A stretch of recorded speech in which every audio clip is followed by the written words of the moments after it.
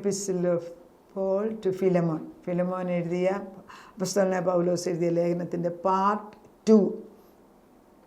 Part 1 ആമുഖം, അതായത് എന്തിനാണ് ഇത് എഴുതി, ആരാണ് എഴുതിയത് എന്നൊക്കെ എഴുതിയപ്പോൾ ഞാൻ പറഞ്ഞു, പൗലോസ് റോമ പ്രിസണിൽ ജയിലിൽ കിടക്കുന്ന സമയത്ത് ഫിലമോൻ എന്ന് പറഞ്ഞ കൂട്ടുവേലക്കാരന് എഴുതിയ ലേഖനമാണ്.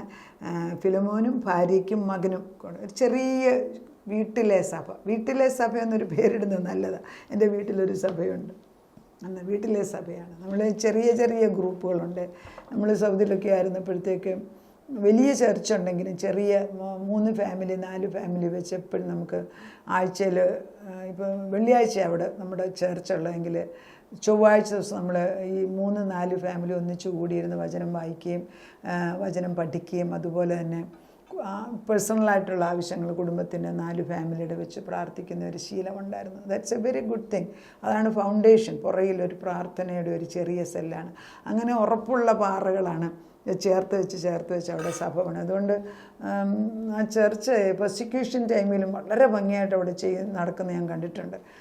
അവിടെ വെച്ചാണ് ഏറ്റവും കൂടുതൽ ദൈവവചനം പഠിച്ചത് സൗദി അറേബ്യ വെച്ചാണ്. ഞാൻ പൗലോസ് കർത്താവിനെ ദർശനത്തിൽ കണ്ടു കഴിഞ്ഞ് പിന്നെ 3 വർഷത്തോളം സൗദി അറേബ്യയിൽ പോയാണ് വചനം പഠിച്ചതെന്ന് എഴുതിയിട്ടുണ്ട്. ദൈവം തമ്പുരാൻ പഠിപ്പിച്ചത്. നമ്മളും സൗദി അറേബ്യയിൽ തന്നെ ദൈവം കൊണ്ടുപോയി തന്നെ എഴുതി വചനം ഒത്തിരി ആത്മാവിൽ പഠിപ്പിച്ച് പിന്നെ നല്ല ഗ്രൂപ്പായിട്ട് ബൈബിൾ സ്റ്റഡികൾ, ഈ അമേരിക്കൻ ക്യാമ്പസ് ആയതുകൊണ്ട് എല്ലാം ഡീറ്റെയിൽഡായിട്ട് പഠിപ്പിക്കുന്ന ഒരു ക്ലാസ്സുകൾ അവിടെയുണ്ട്. അതൊക്കെ ഒരു വലിയ അനുഗ്രഹമായിരുന്നു. അപ്പോൾ നമ്മൾ ഇവിടെ വായിക്കാൻ പോകുന്നത് പൗലോസ് എഴുതിയിരിക്കുന്നത് സഹോദരന്മാരെക്കുറിച്ച്, അതായത് ഫിലമോനെക്കുറിച്ച് ഓർക്കുമ്പോഴുള്ള സ്നേഹത്തെക്കുറിച്ചാണ്. എന്നാൽ അടുത്ത ഭാഗത്ത് 8 തൊട്ട് ഏകദേശം 8 തൊട്ട് 10, 14 ഒക്കെ 15 ആകുമ്പോഴത്തേക്ക് വേറൊരാളെക്കുറിച്ചാണ് പറഞ്ഞ് നമുക്ക് നോക്കാം. ആകയാൽ യുക്തമായത് നിന്നോട് കൽപ്പിപ്പാൻ ക്രിസ്തുവിൽ എനിക്ക് വളരെ ധൈര്യമുണ്ടെങ്കിലും പൗലോസ് എന്ന വയസ്സനും ഇപ്പോൾ ക്രിസ്തുവേശുവിൻ്റെ ബദ്ധനുമായിരിക്കുന്ന ഞാൻ സ്നേഹം നിമിത്തം അപേക്ഷിക്കുക എത്രയേ ചെയ്യുന്നത്. ഞാൻ ആരെന്ന് നിനക്കറിയാം. ഞാൻ ദൈവത്തിൻ്റെ അപ്പോസ്തോലനാണ്. അപ്പോസ്തോലൻ എന്ന് പറഞ്ഞാൽ ഉന്നത പദവിയാണ്. ദൈവം തെരഞ്ഞെടുത്ത് നിയോഗിച്ച ഒരു വ്യക്തിയാണ് പൗലോസ്. 12 ശിഷ്യന്മാരുടെ കൂടെ നടന്നതല്ല, പക്ഷേ ദൈവം പിന്നെ തിരഞ്ഞെടുത്ത ഒരു വ്യക്തിയാണ്. പൗലോസിൻ്റെ വാക്കുകൊണ്ട് പറയുന്നുണ്ട്. പൗലോസ് പറയുന്നു, എനിക്കൊരു അധികാരമുണ്ട് നിന്നോട് സംസാരിക്കും, പക്ഷെ ഞാൻ ആ അധികാരത്തിലല്ല ഇപ്പോൾ സംസാരിക്കുന്നത്. ഞാൻ അപ്പോസ്തലനാണ്, അംബാസഡറാണ് ദൈവത്തിൽ. ഞാൻ ആ അധികാരം അല്ല ഉപയോഗിക്കുന്നത്. പിന്നെയോ ഞാൻ പൗലോസ് എന്ന വയസ്സനും ഇപ്പോൾ ക്രിസ്തുവേശുവിൻ്റെ ബദ്ധനുമായിരിക്കുന്ന, എപ്പോഴും പറയാം ക്രിസ്തുവേശുവിൻ്റെ ബദ്ധന, ഇനി അത് എപ്പോഴും ടച്ച് ചെയ്യുന്നത്. ക്രിസ്തുവേശുവിന് ബദ്ധനാണ് ഞാൻ. നമ്മൾ പറയുമ്പോൾ ഞാൻ യേശുവിന് ബദ്ധനാണ്, യേശുവിന് ബദ്ധനാണ്, വേറെ ആർക്കും ബദ്ധന. നമ്മൾ ഒന്നുകിൽ ഒരു ആരുടെയെങ്കിലും നമുക്ക് to be in authority we have to be under authority. അത് നല്ല സെയിങ്ങാണ്. അതായത് നമുക്ക് അധികാരം വേണമെങ്കിൽ നമ്മൾ ഒരാൾ മേളിൽ അധികാരമുള്ളവർ വേണം. അങ്ങനെയാണ് പിന്നെ നമ്മൾ സത്യദൈവത്തെ തന്നെ അങ്ങ് അധികാരിയാക്കി വെക്കരുത്. അപ്പം പൗലോസ് എഴുതിയിരിക്കുന്നുണ്ടല്ലേ, എന്ത് മനോഹരമായിട്ട് എഴുതിയിരിക്കുന്നത്. എനിക്ക് പിന്നെ അംബാസഡറിൻ്റെ പദവിയുണ്ട്, അപ്പോസ്തലൻ്റെ പദവിയുണ്ട്, പക്ഷെ ഞാൻ ആ പദവിയൊന്നുമല്ല ഉപയോഗിക്കുന്നത്. ഞാനിപ്പം നിന്നോട് എൻ്റെ സ്നേഹം കൊണ്ട്, ഞാൻ വയസ്സനാണ്, ഞാൻ ക്രിസ്തുവേശുവിൻ്റെ ബദ്ധനാണ്, ക്രിസ്തുവിൻ്റെ തടവുകാരനാണ്. സുവിശേഷം പറഞ്ഞുകൊണ്ട് തടവുകാരനാകും, അല്ലാതെ തന്നെ ആത്മാവിലും അദ്ദേഹം പറഞ്ഞു ഞാൻ യേശുവിൻ്റെ തടവുകാരനാണ്. കാരണം യേശു പറയുന്നത് ചെയ്യൂ, സ്ലേവായി. യേശു ക്രിസ്തുവിൻ്റെ ബദ്ധനുമായിരിക്കുന്ന ഞാൻ സ്നേഹം നിമിത്തം അപേക്ഷിക്കുക. എന്താ? തടവിലിരിക്കുമ്പോൾ ഞാൻ ജനിപ്പിച്ച എൻ്റെ മകനായ ഒനേസിമോസിന് വേണ്ടിയാകുന്നു നിന്നോട് അപേക്ഷിക്കുന്നത്. തടവിൽ വെച്ച് ഞാൻ ഒരാളെ യേശു ക്രിസ്തുവിനെ സ്വീകരിക്കാനിടയാക്കി. അവൻ്റെ പേര് ഒനേസിമോസ്. ഒനേസിമോസിൻ്റെ അർത്ഥം പ്രയോജനമുള്ളവൻ. ഒനേസിമോസിൻ്റെ അർത്ഥം പ്രയോജനമുള്ളവൻ, ഫലപ്രദമായവൻ, സഹായകരൻ.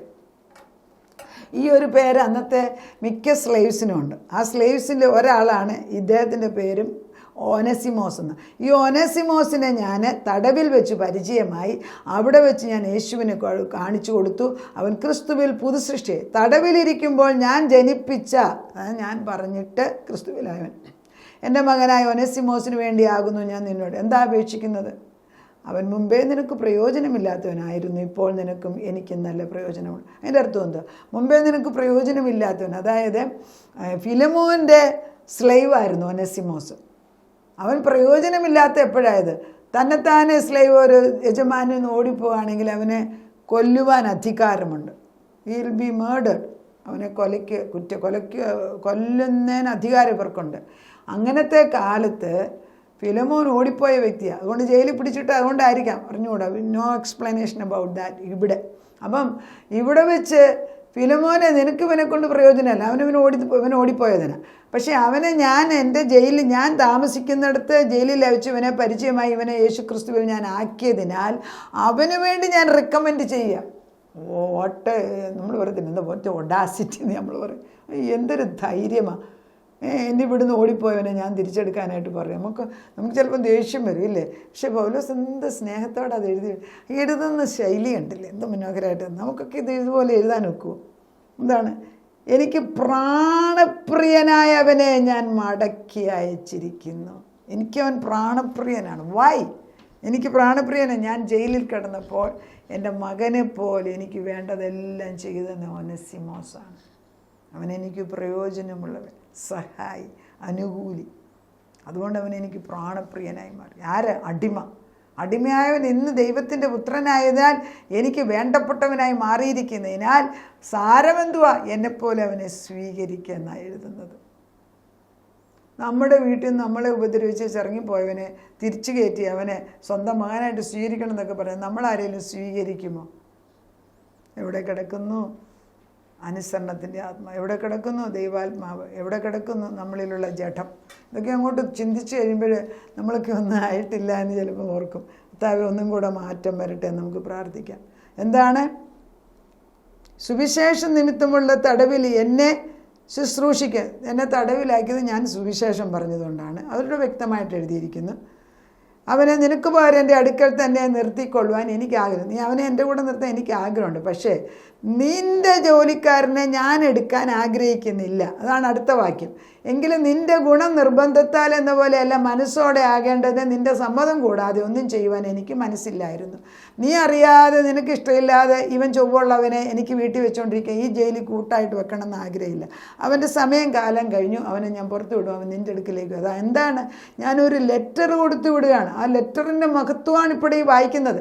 അവൻ അല്പകാലം വേർവിട്ടു പോയത് അവനെ സദാകാലത്തേക്ക് നിനക്ക് ലഭിക്കേണ്ടത്, നിനക്ക് തിരിച്ചു തരാൻ വേണ്ടിയായിരിക്കും അല്പകാലം അവൻ ഓടി. അതുകൊണ്ട് അവൻ രക്ഷിക്കപ്പെട്ടല്ലോ, അവനിപ്പം പ്രയോജനമുള്ളവനായല്ലോ.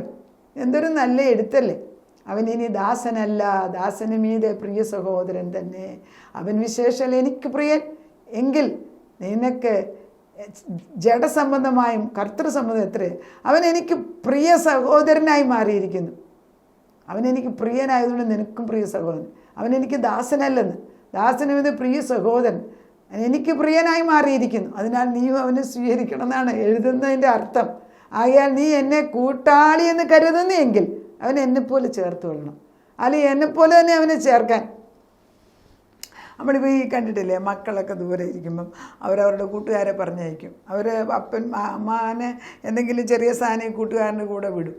നമ്മളവരെ മക്കളെ സ്വീകരിക്കുന്നത് നമ്മൾ സ്വീകരിക്കും. കാരണം എൻ്റെ മോനെ ഓർത്തിട്ടാണ് അവനെ സ്നേഹിക്കുന്നത്. ഇവിടെ അങ്ങനത്തെയല്ല, ഇവന് ഓടിപ്പോയവനെ തിരിച്ചു വിടുകയാണ്. അതിലൂടെ എന്നെപ്പോലെ അവനെ സ്വീകരിക്കാൻ എഴുതുന്ന ആ ഒരു ധൈര്യം, പൗലോസിൻ്റെ ആ ആത്മീക ബലം, ഞാൻ പറഞ്ഞ അവൻ കേൾക്കുന്നുള്ള ചിന്ത, ഇതൊക്കെ നമുക്കുണ്ടോ? നമുക്കിതുണ്ടാകണം. കർത്താവ് ഈ ബുക്ക് പല പ്രാവശ്യം വായിക്കുന്നതല്ല. അവൻ നിന്നോട് വല്ലതും അന്യായം ചെയ്തിട്ടുണ്ടെങ്കിൽ, കടപ്പെട്ടിട്ടുണ്ടെങ്കിൽ അത് എൻ്റെ പേര് കണക്കിട്ടോ. പൗലോസ് എന്ന് ഞാൻ സ്വന്തം കയ്യാൽ എഴുതിയിരിക്കുന്നത്, ഞാനത് തരാം. അവനെ ചേർത്തുകൊള്ളേ. നീ അവനെ ചേർത്തുകൊള്ളൂ, ചേർത്ത് പിടിക്കും, അവനെ ചേർത്തുകൊള്ളേ. ഈ എടുത്തു വായിക്കുമ്പോഴേ ഉള്ള ദേഷ്യമെല്ലാം പോകും. നീ നിന്നെ തന്നെ എനിക്ക് തരുവാൻ കടപ്പെട്ടിരിക്കുന്നു എന്ന് ഞാൻ പറയണം. ഞാൻ മൂലമാണ് നീ രക്ഷിക്കപ്പെട്ടെന്ന് ഞാൻ പറയണ്ടല്ലോ.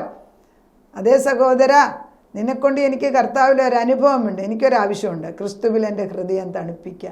നീ എൻ്റെ ഹൃദയത്തെ ഇപ്പോൾ തണുപ്പിക്കണം.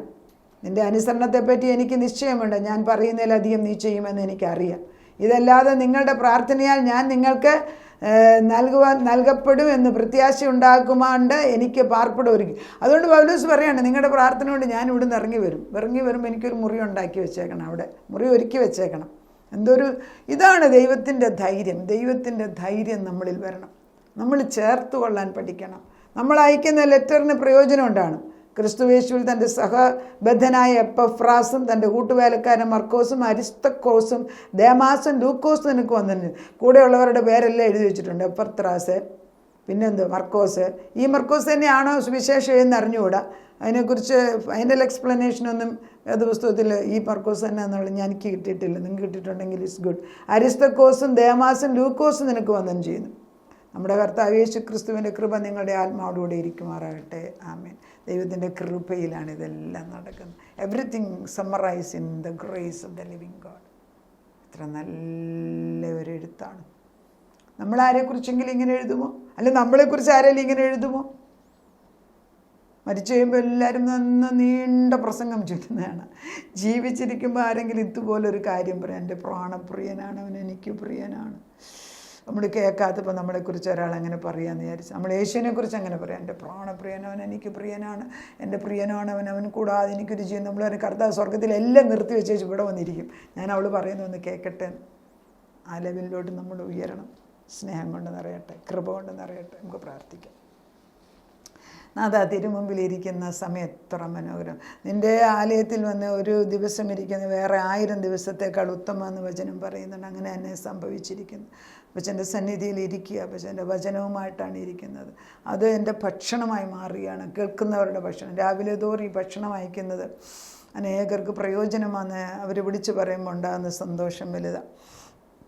പൗലോസ് പറയുന്ന അവരുടെയൊക്കെ ഓർമ്മ എൻ്റെ മുമ്പിൽ വരുമ്പോഴത്തേക്ക് they are like I give thanks to you Lord. അവരുടെ പേരിലോട് ഞാൻ നന്ദി പറയുന്നു. അങ്ങനെയുള്ള ഓരോരുത്തരുടെ മുഖം എൻ്റെ മുമ്പിൽ ഇങ്ങനെ വരുമ്പോൾ അവരെല്ലാം ഞാൻ അനുഗ്രഹിച്ചു പ്രാർത്ഥിക്കുന്നു.